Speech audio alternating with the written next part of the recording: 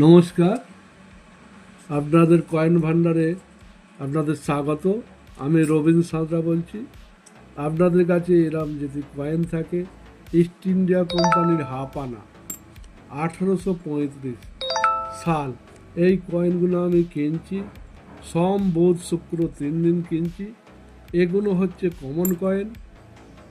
এই কমন কয়েনও আমি কিনছি, তবে দাম বেশি পাবেন না। যদি 1845 সালের মাল হয় তবে আপনারা ভালো দাম পাবেন।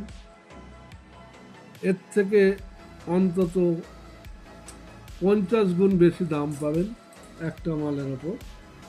কিন্তু আরেকটা কথা আপনাদের জানিয়ে রাখি, মাল কিন্তু ধুয়ে আনবেন না। এই যে মাল ধুয়ে আনেছে এক ভদ্রলোক, আমাকে দিয়ে গেছে, এ মাল কিন্তু বিক্রি হবে না। মাল কোনো সময় ধুয়ে আনবেন না, যেরকম মাল সেরকমই নিয়ে আসবেন।